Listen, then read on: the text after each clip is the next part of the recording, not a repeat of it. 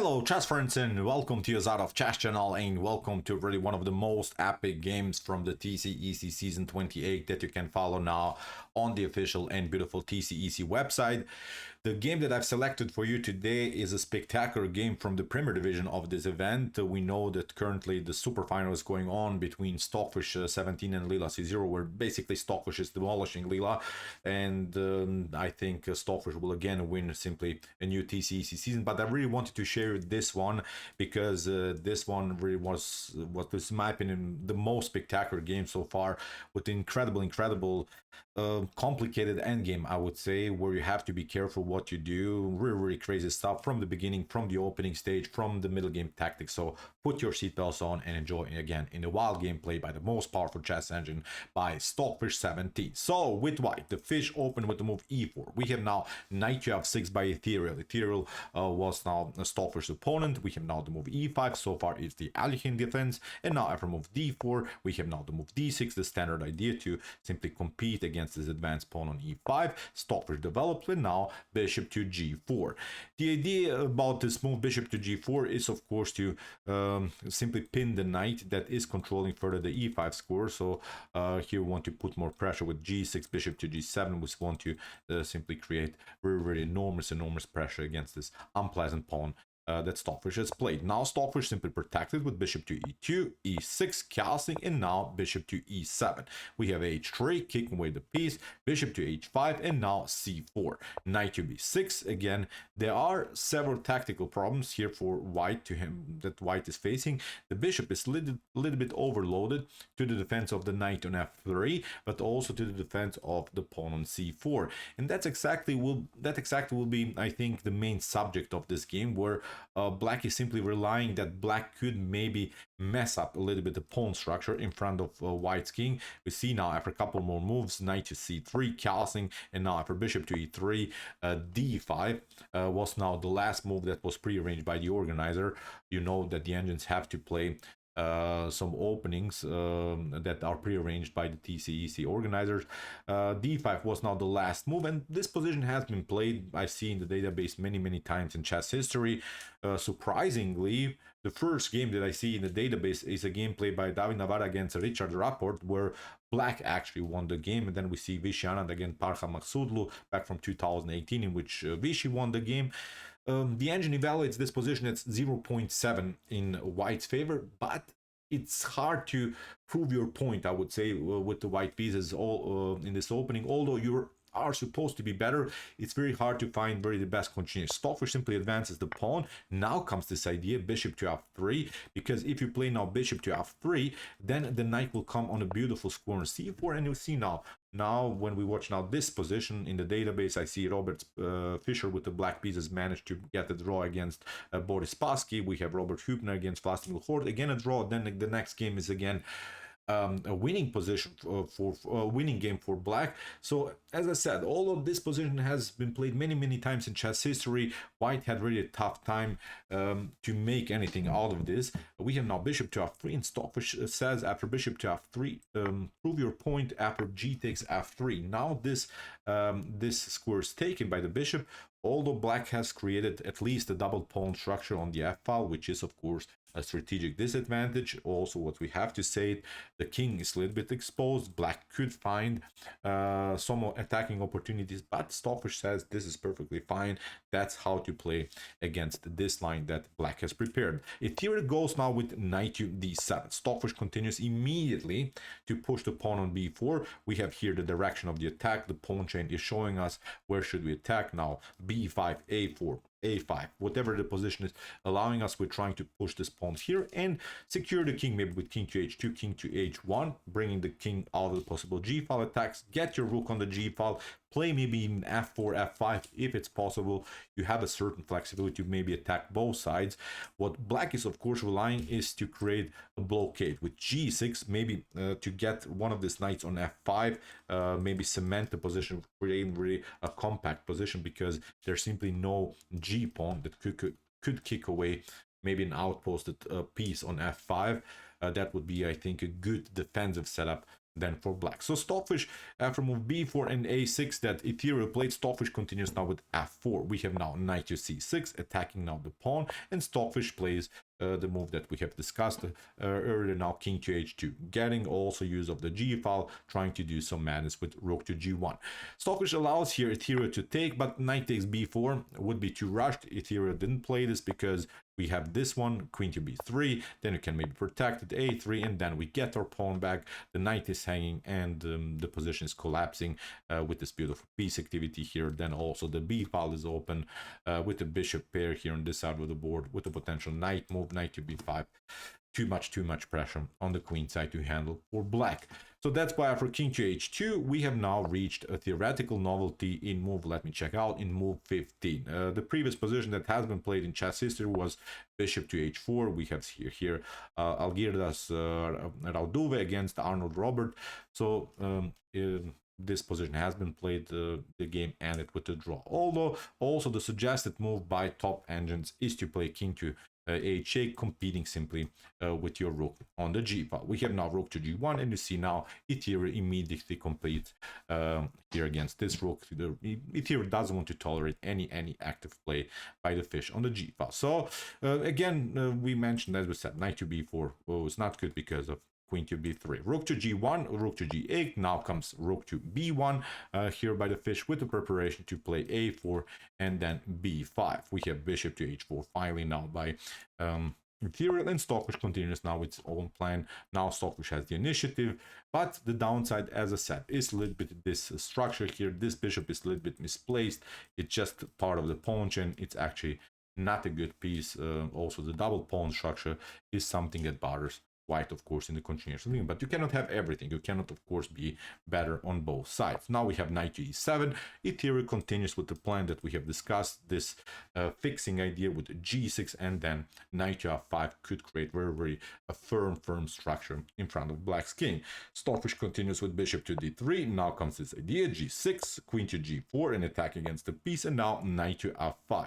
We have bishop to f5, g takes f5, and now the queen steps back. We have now queen to h5. And let's stop again a little bit and evaluate this position. From a middle games perspective, this is a better position for white because of the spaces that white has created. White is, of course, more space, especially on the queen side.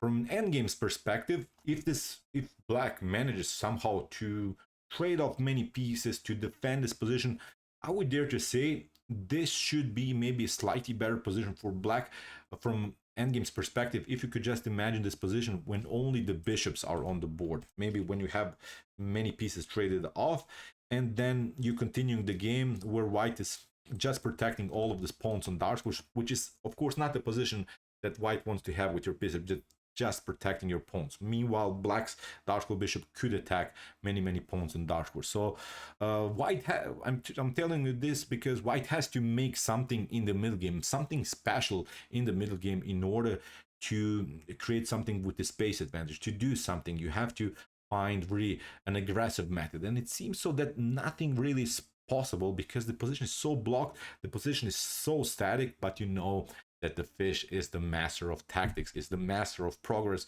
Stockfish, look at this, will find even in this static position a really cool idea how to make progress. Here, simplification. As we said, black wants to black wants the simplification, white wants the complication. So it's like in my marriage, you know, I want simplification, my wife wants the complication. just for fun. Okay, king to g1, here rook to g1, rook takes g1, and now queen to e7. And again, you see black is just trying to simplify the game, just to trade off everything and going into the fully endgame stage. And Stockfish in this particular position says no, you're not reaching the endgame stage like you want to. Here I have this beautiful knight takes d5. So knight takes d5 is splitting, opening up now the position, is really letting this position explode. And that's exactly where the only way it was somehow to open anything. The position was so blocked out that basically the move knight to d5 is sort of a must move. If you don't play that, as I said, many pieces will be traded off. You didn't gain anything. Black could maybe even fix the position with c6 and similar stuff. So now Stockfish found the beautiful knight to d5, e takes d5, queen to f5. 2 pawns gained for the knight, but now you see what was really Stockfish plan. It was an idea to create really a mobile pawn structure. Again, now the queen, when it steps back, f5 f6, maybe f5 e6, it could be possible. Maybe rook to g4, including further rook into the attack. Also, what's worth to mention is that the bishop is a little bit out of game. It's a little bit blocked by its own queen, so the bishop doesn't have so many squares anymore. The queen is blocking out everything. The queen has to move in some moment, and the issue is now you cannot even go with knight to f8. Knight to f8 would seem like a logical idea to get your knight maybe on e6 or maybe on g6, but that's not possible because of queen to h5, and then f5 is going to happen. You could maybe try, look at this, knight to e6, then we play f5. You have to again step back. We step back now. Even if you try to compete on the g file, it's not possible. This bishop is coming into the game. I would dare to say completely winning game here for white. So here, even if you try rook to g8 immediately, actually white can even trade off everything and then go for the check, then even stretch the defense with the b5, a takes b, a takes b5. You're trying maybe something like this, but in one moment I think we can agree this move f5 is causing again so much damage in black's position. Bishop to e7, look at this, e6, f takes e6, and sorry, and then we can play f takes e6, and there's nothing that can be done. You cannot compete anymore. This one is coming. This one is coming.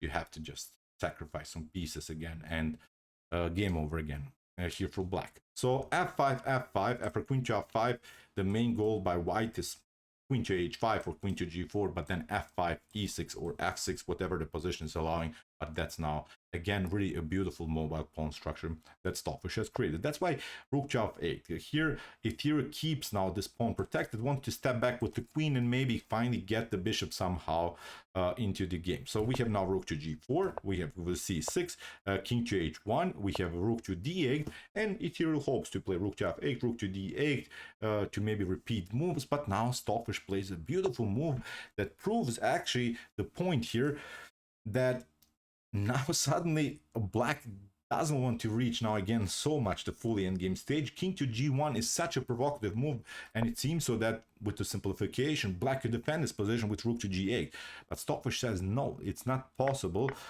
because after king to h2 you didn't really improve the position here for black. The knight is still misplaced, the knight is out of game, this bishop is still misplaced, and we just wait and we want to play f5 again with the same strategic goal, although maybe the rooks are now down the board, but nothing spectacular has changed. And even if you try queen to e6 here to trade off everything, it's not even possible, because look at this, we can play f5 anyway, you have to step back, we play f6, now everything is locked, you cannot get the queen into the game even if you try queen to f8. This move can be easily met with bishop to h6, and you get checkmated in the next couple of moves. So you would have then instead of queen to f8 sacrifice back some material. Look at this, we deliver check, and even another piece is lost. So nothing really is working here. So after king to h2, we have now the move h6. Now again queen to h5. We saw it previously also with the idea to play f5. We have now king to g2. Stockfish is not rushing, and bishop to f6. Tricky move here by Ethereum. Ethereum wants to simplify the game. Now after potential knight to f6, now suddenly the position is not so good anymore here for white. The position is actually a drawish one. So here after bishop to f6, Stockfish plays a calm king to f3. Doesn't want to trade off anything anymore. Now Stockfish is still waiting for the f5 move, but now Stockfish is bringing first of all the king insecurity on the queen side, which is really crazy. So here queen to e6, we have now king to e2. Here Ethereum cannot bring the queen anywhere to trade it off, so nothing gained with this move queen to e6. What should you do? Even if we try queen to e8 now, then again we know this f5 goal has happened. Even if you sacrifice some pieces further, then the issue is this one is hanged. So now again you can maybe just prolong the game, but now after a couple more moves, look at this, check, and then we could just go with king to f1. We can go here, but the king is too exposed here. We have an extra pawn. Probably it is a struggle still to play this game, but my Stockfish engine at home evaluated this position as 2.5. in white's favor. I think with so many dark square problems in one moment, this bishop will come into the game, as maybe we can try queen to h4, bishop to d4 and similar stuff.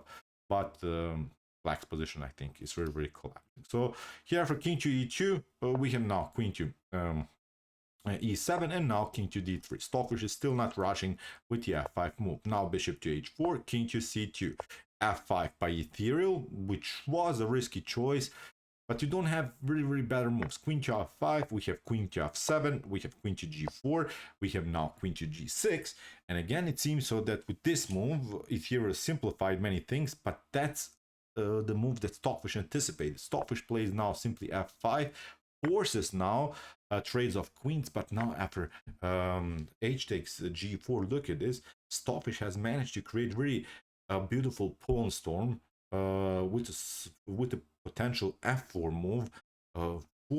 I would say 3-4 pawns are rolling here against one pawn here on this side of the board. Really, really a cool endgame where black is still next for piece, but Stockfish says this should be a winning position. But you have to be really, really accurate. Look at this crazy endgame now. We have now b5 here by ethereal. We have now a5, king knight to f8, king to d2, knight to h7, and now f4. Only move. You have to play it. If you don't play f4, let's see, f3 or similar stuff, then the knight is coming into the game and black can defend his position. Although it's a draw, but we want more here with the white pieces. So after move knight to h7, f4, restricting this knight's ability to play. Bishop to g3. The king is again shifting over here to f3. We have now king to g8, we have bishop to d2, and now bishop to d8. And here, instead of bishop to d8, there was maybe an idea to play knight to g5.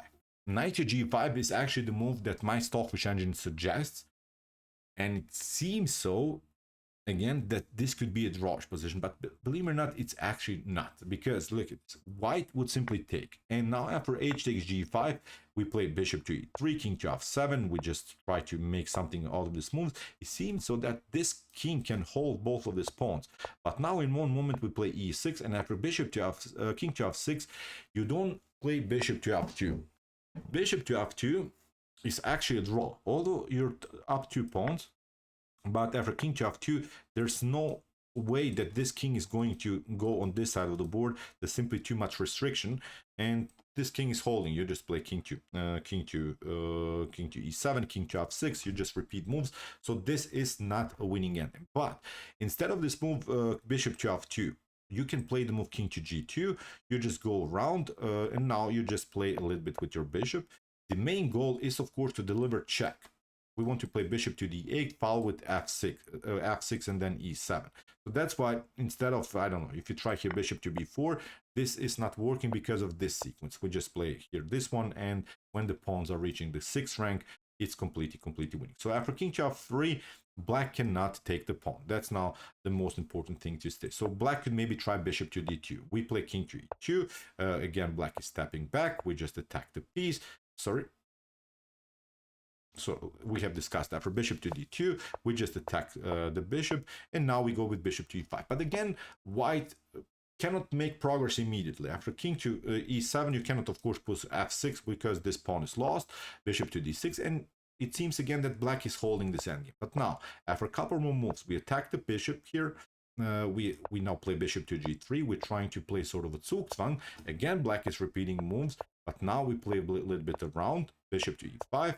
Now we go like this, and now we go to the different side. If bishop to b4 happens, then this one is going to happen. Bishop to h6. Now, even if you go with your king here, the issue is we can sack the piece, and again, it's simply game over. Of course, black doesn't have to pick up here the pawn.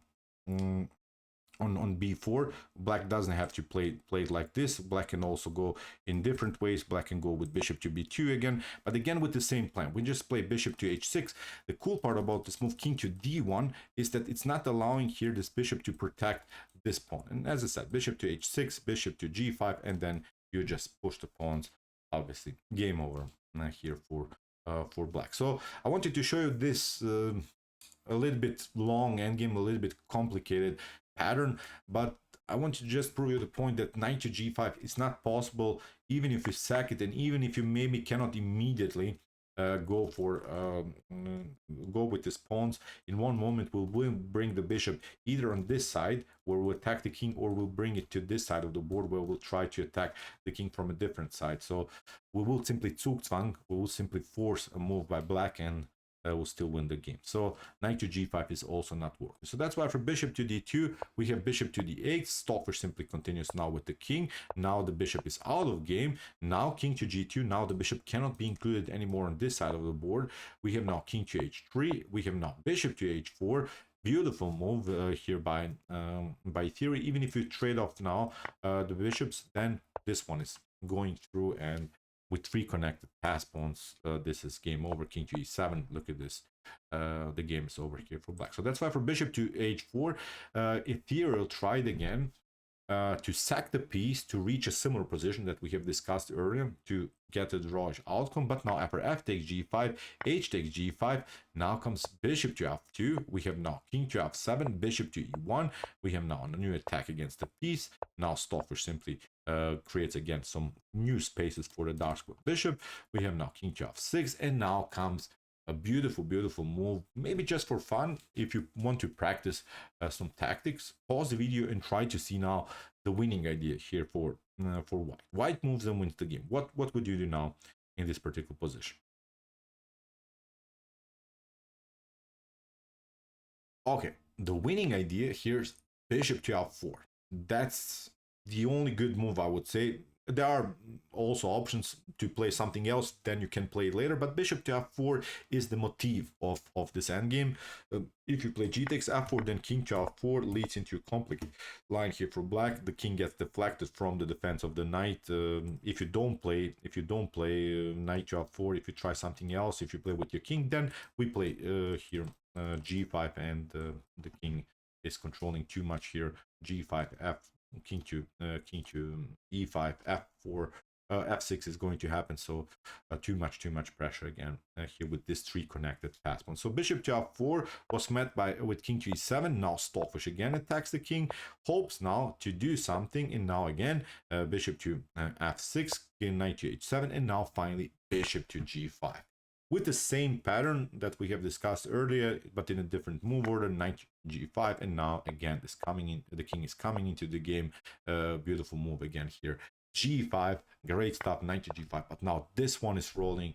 Cool game here. Stockfish simply including now the king in a spectacular way into the game. Goes now for this one, allows even this pawn to be taken, but this one is rolling here on the a file. The knight is simply too far away from the action. In one moment here, Theory had to sack it back, but now in this endgame, obviously completely winning endgame. Stockfish simply picked up now the pawn on the b file, pushed out these 2 connected pass pawns, and in one particular moment of obviously here, it was a beautiful checkmate with the new promoted queen. So amazing endgame ideas here by Stockfish. Beautiful tactical shot with this nice sacrifice in the middle game stage, realizing again the new potential pawn mobility that created really some madness in the middle game stage. Sometimes we have to take chances, to take risks in chess. Many of us would not dare to play because we couldn't maybe see so far what's going on. But I think we could understand this position from a static or dynamic point of view, where the position was simply too static in order to create anything. So that's why you have to create new pawn mobility. I think it was really instructive game with this incredible immortal endgame pattern by Stockfish 17. So okay, I hope that you enjoyed this game. I really enjoyed a lot. Interesting ideas of the Alekhine defense here by both top engines. If you want to see more spectacular crazy chess games like this, check out our Come to Chess Games Play by Computer series. Here's the link to the playlist, and if you like this content, hit the subscribe button. See you soon with some more videos, and what do we say in the end? Chess is the best, of course.